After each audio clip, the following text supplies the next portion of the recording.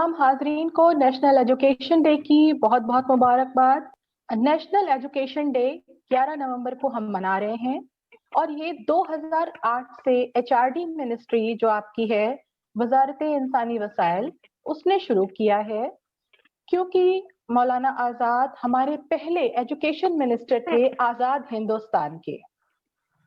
और आजाद को हम कई पहलुओं से समझ सकते हैं। मौलाना आजाद को अगर हम देखें तो जैसे अभी इन बच्चों ने अपने अपने मकाले पेश किए, मुजाहिदे आजादी, सियासतदां, उनकी तालीमी खिदमत, सहाफती खिदमत और अदबी खिदमत। तो अगर दो पहले हिस्से हम ध्यान दें, मुजाहिदे आजादी, सियासतदां और तालीमी खिदमत जो उनकी थी एजुकेशन मिनिस्टर के तौर पर, तो इनको हम कौमी खिदमत के ज़ुमरे में ले आते हैं। और दूसरी उनकी सहाफती खिदमत और जो उनकी किताबें रही हैं उन्हें हम अदबी खिदमत के ज़ैल में रख सकते हैं। सबसे पहली बात कि अगर हम मौलाना अबुल कलाम आजाद को इमामुल हिंद या मीर कारवां कहें जदीद हिंदुस्तान का, तो शायद गलत नहीं होगा। 20वीं सदी की अगर हम बड़ी हस्तियों का नाम लें, हिंदुस्तान की अजीम तरीन हस्तियों का, तो उसमें मौलाना आजाद का शुमार किए बगैर वो फहरिस्त मुकम्मल नहीं होती। अगर हम 5 नाम भी बड़े गिनते हैं तो गांधी, नेहरू, पटेल के साथ साथ मौलाना आजाद का नाम आना ही है। इतनी बड़ी शख्सियत, मुजाहिदे आजादी भी रहे, मुफक्किर भी रहे, तदबीरें भी की, मुदब्बिर भी रहे, अदीब, सहाफी, खतीब, सियासतदां, रहनुमाए कौम, मतलब एक नाबिगाए रोजगार शख्सियत थी, जीनियस। और ऐसी शख्सियत की जो पुररौब, जिससे वो मिले उसे उस पर एक सहर तारी हो जाए, ऐसी उनकी वज़ाक़ता की बस मशहूर कुन शख्सियत। तो आज हम उन पर बात करते हैं। मुजाहिद आजादी के तौर पर अगर हम देखते हैं कि जंग आजादी में उन्होंने कैसे हिस्सा लिया, तो सबसे पहले मौलाना तक़सीम बंगाल के वक्त से इनकलाबियों से मिले रहे। 1905 में जब तक़सीम बंगाल हुआ कि बंगाल को अंग्रेजों ने मगरबी और मशरिकी बंगाल में मजहबी बुनियादों पर बांटना चाहा, तो आम मुसलमानों के बरखिलाफ मौलाना ने इसकी मुखालिफत की और इस सिलसिले में वो अरविंदो घोष और श्याम सुंदर दास गुप्ता जैसे क्रांतिकारियों के, इनकलाबियों के राब्ते में आए। इसके बाद हम आगे बढ़ते हैं। 1913 में मौलाना ने अंजुमन उलमाए बंगाल कायम की, जो बाद में जमीयत उलेमाए हिंद की बंगाल शाख बनी। फिर और आगे आते हैं, खिलाफत तहरीक जब चली तो खिलाफत कमेटी के मेंबर भी रहे मौलाना आजाद और उसके सदर भी रहे और कांग्रेस के साथ मिलकर खिलाफत तहरीक में जोरदार हिस्सा लिया। गांधी जी से मुलाकात के बाद मौलाना, जो इनकलाबियों के ज्यादा करीब थे, वो गांधीवादी हो गए। गांधी की जो एक फिलॉसफी थी, उनकी अहिंसा, अदम तशद्दुद की जो उनकी नीति थी, पॉलिसी थी, उसने मौलाना को बहुत मुतासिर किया। इंडियन नेशनल कांग्रेस के सबसे कम उम्र के सदर मौलाना आजाद रहे 1923 में, सिर्फ 35 बरस की उम्र में। मौलाना आजाद की सवानह पर अब ज्यादा बात नहीं करते हैं क्योंकि बच्चों ने बहुत बात कर ली है। तो कुछ ऐसे पहलू जिन पर हमें लगता है कि रिलेवेंट हैं, उन पर बात करते हैं। फिर इंडियन नेशनल कांग्रेस के सदर 1923 में रहे। 1924 में एकता सम्मेलन हुआ, उसकी भी सदारत मौलाना आजाद ने की। 1928 में नेशनलिस्ट मुसलमानों की कॉन्फ्रेंस हुई, उसकी भी सदारत मौलाना आजाद ने की। 1940 से 46 तक दोबारा वो इंडियन नेशनल कांग्रेस के सदर रहे। इसी दौरान क्विट इंडिया मूवमेंट, भारत छोड़ो आंदोलन के वक्त में उन्हें नजरबंद किया गया 4 साल के लिए। आप जानते हैं कि गुबार खातिर उसी दौर की तख्लीक है। कैबिनेट मिशन जब 1946 में आता है तो कांग्रेस की नुमाइंदगी के लिए मौलाना आजाद जाते हैं उनके लीडर के तौर पर। साफ तौर पर मौलाना आजाद ने टू नेशन थ्योरी जो थी उसकी मुखालिफत की। वो किसी भी हालत में ये नहीं चाहते थे कि हिंदुस्तान तकसीम हो। वो अपनी एक तकरीर में कहते हैं कि अगर आसमान से कोई फरिश्ता उतर आए और मुझसे कहे कि 24 घंटों में मैं स्वराज दे दूंगा, लेकिन हिंदुस्तान हिंदू मुस्लिम इत्तेहाद से दस्तबरदार हो जाए, तो मैं स्वराज से दस्तबरदार होना चाहूंगा। क्योंकि अगर स्वराज नहीं मिला तो ये हिंदुस्तान का नुकसान है, लेकिन अगर हिंदुस्तान का हिंदू मुस्लिम इत्तेहाद जाता रहा तो ये इंसानियत का नुकसान है। تو مولانا کبھی بھی ٹو نیشن تھیوری کے سپورٹ میں نہیں رہے، اور اسی لیے جناح، مسلم لیگ اور دیگر جو ایسے مسلمان تھے جو پاکستان کی حمایت میں تھے، وہ انہیں کانگریس کا ماؤتھ پیس کہتے تھے کہ آپ کو تو بس شو بوائے کے طور پر رکھا گیا ہے اور آپ کی کوئی سے نہیں ہے، آپ کی کوئی کہا سنا مانا نہیں جاتا کانگریس میں۔ لیکن مولانا نے آخر تک کوشش کی اور تقسیم کے لیے وہ کبھی بھی تیار نہیں ہوئے۔ لاسٹ میں آخر میں آ کر گاندھی جی تیار ہوئے تقسیم ملک کے لیے، لیکن مولانا کے لیے وہ صدمہ بہت بڑا تھا۔ اور جب ہندوستان آزاد ہوا، تقسیم ہوئی، بڑے پیمانے پر ہجرت ہوئی، مسلمان یہاں سے پاکستان جانے لگے، تو مولانا کی ایک بہت مشہور تقریر ہے جامع مسجد کی، جو انہوں نے اکتوبر 1947 میں دی، اور انہوں نے کہا کہ تم نے میرے ہاتھ پاؤں کاٹ دیے، میں نے تمہیں روکا تھا لیکن تم نے میری باتیں انسنی کر دی، تم جا رہے ہو پاکستان لیکن وہاں تم ہندوستانی ہی مانے جاؤ گے، تم جب سندھ میں بلوچستان میں جاؤ گے تو تمہیں ہندوستانی ہی کہا جائے گا، اور تم جو یہاں سے جا رہے ہو تم اپنے ہندوستان کے مسلمان بھائیوں کی مشکلوں میں مزید اضافہ کر رہے ہو، تم یہاں سے جاتے وقت ان کے اوپر ہمیشہ کے لیے ایک بے یقینی کی تہمت لگا کر جا رہے ہو۔ تو مولانا ہمیشہ سے یہ چاہتے تھے کہ ہندوستان کبھی بھی تقسیم نہ ہو۔ اس کے بعد ان کے اگر افکار کی بات کریں، ان کے فکر کی بات کریں، ہم ایک بات کہنا بہت ضروری ہے کہ مولانا کی اس تقریر جو انہوں نے اکتوبر 1947 میں دی جامع مسجد سے، اس کے بعد ماس جو ایک پلائن تھا یا اجتماعی ہجرت تھی وہ ہندوستان میں رک گیا۔ اس کے بعد اس تقریر کے بعد ہندوستان سے بڑے پیمانے پر مسلمانوں کی جو ہجرت تھی اس پر پوری طرح سے روک لگ گئی۔ مولانا کی فکر کی بات کریں تو جیسا ہم نے کہا کہ ابتداً وہ انقلابی جو تھے اروندو گھوش ان کے رابطے میں آئے، اس کے بعد گاندھی وادی ہوئے، اور گاندھی وادی بھی ایسے ہوئے کہ پھر خلافت تحریک جو تھی وہ ناکامیاب رہی، لیکن مولانا نے گاندھی کا ساتھ نہیں چھوڑا۔ چترنجن داس مولانا کے بہت اچھے دوست تھے، انہوں نے سوراج پارٹی بنائی لیکن مولانا ان کے ساتھ نہیں گئے۔ مولانا نہرو، سبھاش اور جے پرکاش نارائن سے بھی قریب ہوئے کیونکہ ان کے جو سماجوادی خیالات تھے انہوں نے مولانا کو متاثر کیا۔ یونیسکو کی عام کانفرنس جو دہلی میں ہوئی اس کی بھی صدارت کی۔ تو مولانا کی سیاسی اور آپ کی سماجی زندگی پر نگاہ ڈالیں تو بہت ہی ایک فعال شخصیت وہ ہمیشہ رہے، اور جہاں رہے انہوں نے اپنے جو خیالات تھے ان کا تاثر برابر لوگوں پر چھوڑا۔ اب اگر ہم ان کی علمی خدمات کی بات کریں، کیونکہ قوم کے معمار رہے وہ، تعلیم جو ہے وہ کسی بھی قوم کی تعمیر میں بہت بڑا اس کا رول ہوتا ہے، اور پہلے وزیر تعلیم کے طور پر انہوں نے آزاد ہندوستان کی نیو رکھی۔ جو آج ہمارا تعلیمی نظام ہے اگر ہم اس پہ نگاہ ڈالیں تو کیا کیا ہم نے ان سے لیا تھا۔ انہوں نے وزیر تعلیم رہنے سے پہلے بھی جب جامعہ ملیہ اسلامیہ کی بنیاد ڈالی گئی یونیورسٹی کی تو وہ اس کے بانیوں میں شامل تھے۔ اس وقت یہ عام خیال تھا کہ جو علی گڑھ مسلم یونیورسٹی ہے یہ پرو برٹش ہے، یہ انگریزوں کی حمایتی ہے، تو اس کے مقابل ایک نیشنلسٹ یونیورسٹی کی ضرورت تھی، اور جامعہ ملیہ اسلامیہ کی بنیاد علی گڑھ پہ ڈالی گئی۔ پھر یہاں سے اس کا کیمپس جو دہلی شفٹ کیا گیا اس میں بھی مولانا کی کاوشیں بہت تھیں، لیکن آزادی کے بعد علی گڑھ مسلم یونیورسٹی کو جب مدد کی ضرورت ہوئی تو مولانا اس میں آگے آگے رہے، پیش رہے۔ انجمن ترقی اردو ہند، اس کے بھی جو آپ کے سروا تھے، اس کے جو بانی تھے عبدالحق صاحب، جب وہ پاکستان چلے گئے تو مولانا نے انجمن ترقی اردو ہند کی بھی مدد کی، اور ایجوکیشن منسٹری کی طرف سے 48,000 روپے ماہانہ اس کے لیے طے کیے کہ انجمن اپنا کام جاری رکھ سکے۔ وزیر تعلیم کے طور پر دیکھیں تو انگریزوں کے وقت تک جو تعلیم تھی، جو ایجوکیشن تھی، ہم جانتے ہیں کہ ہمارے دستور ہند میں 3 لسٹ ہیں، اسٹیٹ لسٹ، یونین لسٹ اور کانکرنٹ لسٹ۔ جو ہمارے سبجیکٹس ہیں ان کو 3 حصوں میں بانٹا کیا ہے۔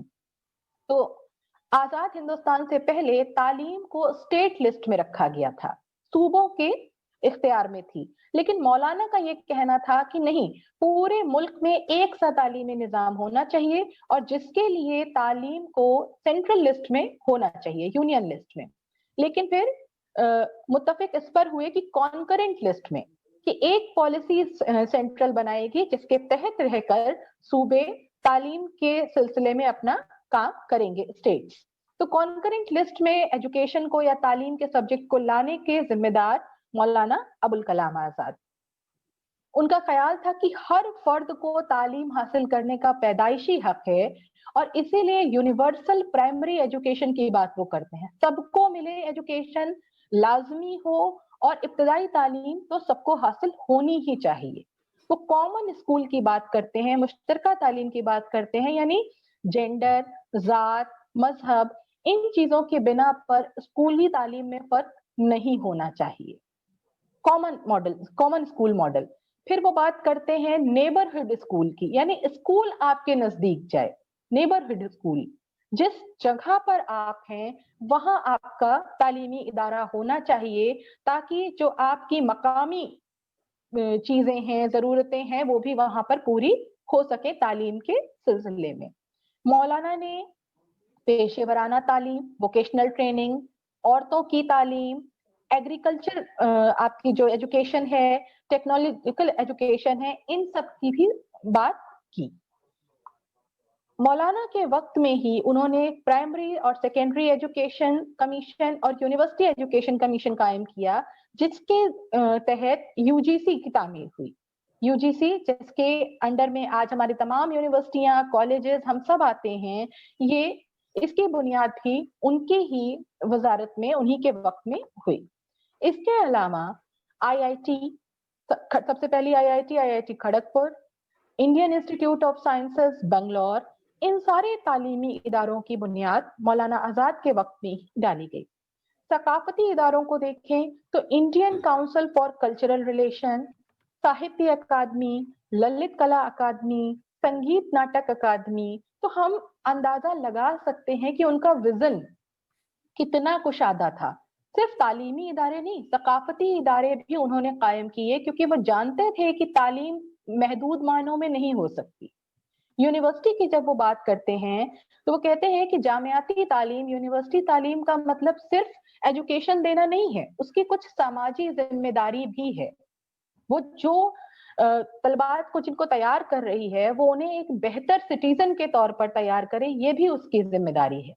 तो यूनिवर्सिटी एजुकेशन में, और उनका बहुत तवज्जो थी स्टूडेंट अनरेस्ट पर, यानी तलबा तालिबात में जो बदअमनी, बेचैनी या एक नाराजगी थी, उसकी क्या वजूहात है और उन्हें कैसे दूर किया जा सकता है।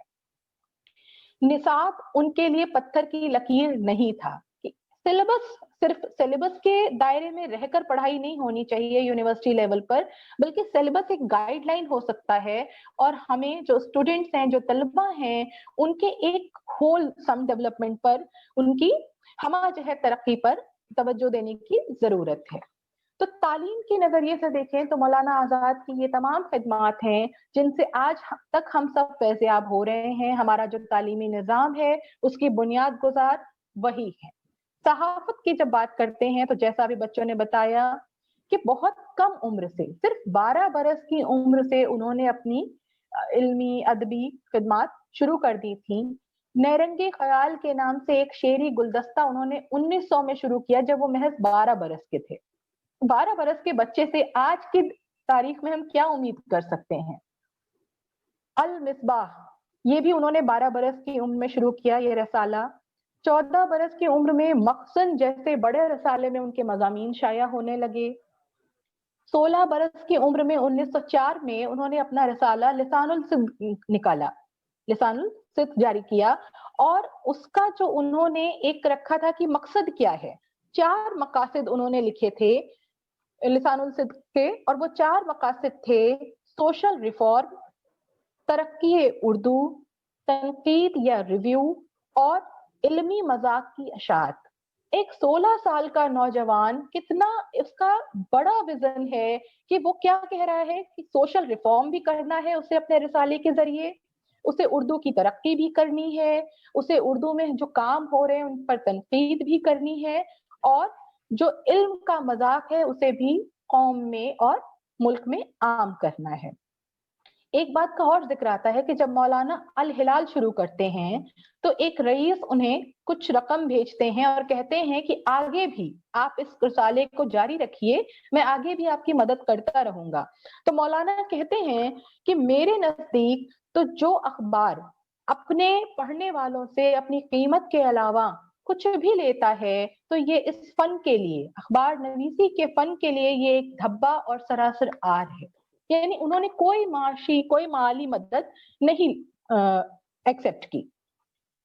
بچوں نے ابھی بتایا الہلال کے بارے میں، البلاغ کے بارے میں، کہ کیسے مسلمان قوم کو، اپنی قوم کو وہ جدوجہد آزادی سے جوڑنا چاہتے تھے، قومی یکجہتی کی بات کرتے تھے، انگریزوں کی مخالفت کرتے تھے۔ اس لیے دونوں بار یہ رسائل بند کرا دیے گئے، ان سے ضمانتیں لی گئیں، اور دوسری پہلے آپ کا پریس ایکٹ کے تحت بنگال حکومت نے، دوبارہ آپ کا ڈیفنس آف انڈیا ایکٹ کے تحت، اور یہاں تک جب البلاغ کو بند کرایا گیا تو دہلی، پنجاب، یو پی، ان صوبوں میں مولانا آزاد کی جو آمد ہے اس پر بھی روک لگا دی گئی۔ مجبوراً وہ رانچی گئے اور رانچی میں ہی انہیں گرفتار کر کے علی پور سینٹرل جیل میں 4 سال تک رکھا گیا۔ تو مولانا کی یہ جو صحافتی خدمات ہے، اچھا الہلال اور البلاغ کے بارے میں ایک بات یہ آتی ہے کہ مصر کے عالم سید رشید رضا کا ایک پرچہ تھا، ایک رسالہ تھا الملال کے نام سے، جس سے متاثر ہو کر مولانا نے یہ الہلال اور البلاغ شروع کیا تھا۔ تو اس کے ذریعے جو انہوں نے بیش بہا خدمات انجام دیں، ان میں جو مضامین شائع ہوئے، یہ مضامین صرف اخبار کے رو تک نہیں تھے، ایسا نہیں تھا کہ صرف حالات حاضرہ کی خبریں ہوں، بلکہ جغرافیہ، سائنس، مذہب، تاریخ، سائنس پر ان رسالوں میں 45 سے زیادہ مضامین شامل ہیں، اور ایک طرح کی نوعیت کے مضامین کو جمع کر کے بہت سی کتابوں کی شکل میں بھی شائع کر دیا گیا ہے۔ ادبی خدمات کی بات کریں تو جو سب سے پہلے انڈیا ونز فریڈم، جس کا ذکر آ گیا ہے، اس کا اردو میں بھی ترجمہ ہو چکا ہے۔ غبار خاطر جو مولانا کے خطوط کا مجموعہ ہے۔ ترجمان القرآن، جس میں کلام پاک کی تفسیر کی ہے عوام کے لیے آسان زبان میں۔ ویسے مولانا کی زبان بہت دقیق یا معرب اور مفرس ہے، کیونکہ اردو ان کی مادری زبان نہیں تھی۔ مکہ میں پیدا ہوئے، ماں ان کی عرب خاتون تھی، تو جو ماں کی زبان ہے اردو ان کی پدری زبان تو ہو سکتی ہے، اور مادری زبان اور پدری زبان کا جو فرق ہے وہ سائیکالوجی کی نظر سے دیکھیں تو مادری زبان کا جو ایفیکٹ ہے، تاثر ہے، وہ ہمیشہ زیادہ رہتا ہے۔ لیکن جب وہ ترجمان القرآن لکھتے ہیں تو کیونکہ وہ عوام کو کلام پاک کی جو تعلیمات ہیں ان سے واقف کرانا چاہتے تھے، تو وہ بہت آسان زبان میں اس کو لکھنے کی کوشش کرتے ہیں۔ اس کے علاوہ اپنی خود نوشت تذکرے کے نام سے انہوں نے لکھی، جس میں اپنے اور اپنے خاندان کے بزرگوں کا ذکر انہوں نے کیا ہے۔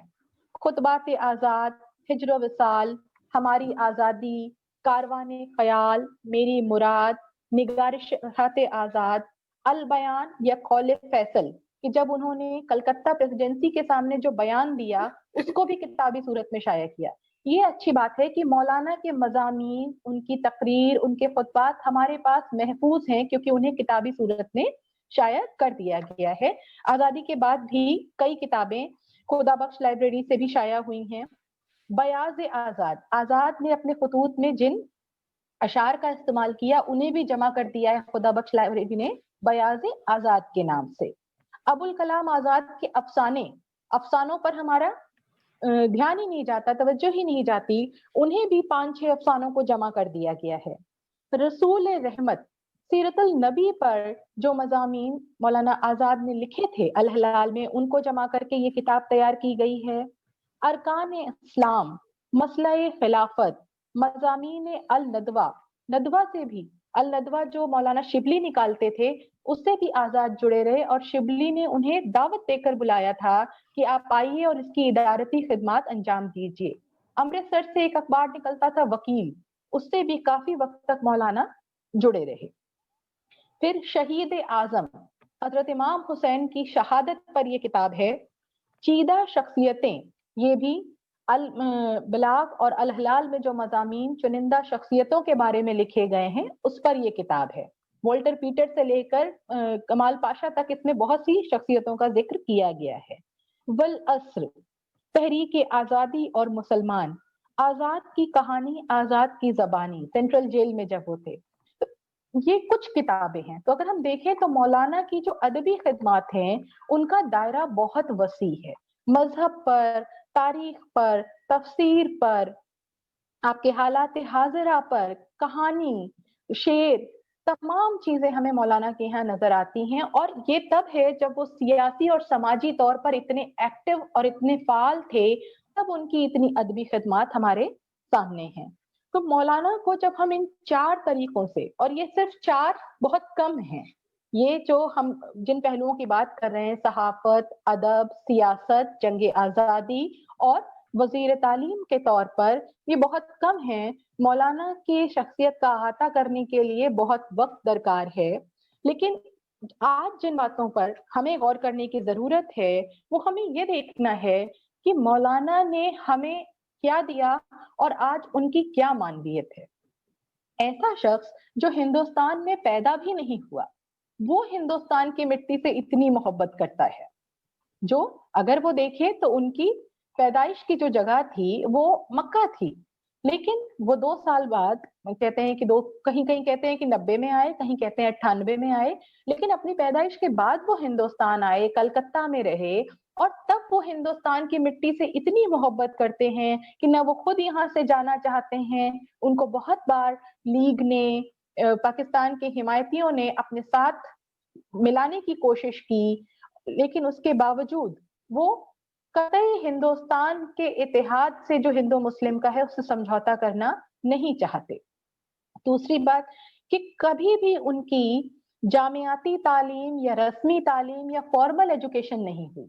उनकी सारी तालीम अरबी फारसी की घर में हुई, उर्दू की थोड़े बड़े हुए उन्होंने खुद उर्दू पढ़नी शुरू की। अंग्रेजी जब उन्होंने सर सैयद को पढ़ा तो उन्हें लगा कि अंग्रेजी की तालीम हासिल करनी चाहिए, तभी हम दुनिया से जुड़ सकेंगे। और वो इंसान जिसने खुद कभी फॉर्मल एजुकेशन नहीं हासिल की, वो हिंदुस्तान का वजीर तालीम बनता है, एजुकेशन मिनिस्टर बनता है, और तादमे मर्ग रहता है। जब तक वो जिंदा रहे तब तक वही एजुकेशन मिनिस्टर हिंदुस्तान के रहे। तो एक हिंदुस्तान में जो नहीं पैदा हुआ, उसको हिंदुस्तान से इतनी मोहब्बत। जिसने कभी फॉर्मल तालीम नहीं हासिल की, वो हमारा एजुकेशन मिनिस्टर बनता है। उनकी मादरी जबान उर्दू नहीं थी, तब उन्होंने उर्दू जबान और अदब की इतनी खिदमात, इतनी बेशबहा खिदमात अंजाम दी। और मजहबी, बहुत मजहबी, अभी हमने जब किताबों की बात की तो देखा कि मजहब की रौं से उनकी कितनी किताबें हैं, लेकिन उनकी मजहब परस्ती कभी वतन परस्ती के आड़े नहीं आती। तो कितना उनका एक ब्रॉड विजन था हर एक शोबे को लेकर जिंदगी के।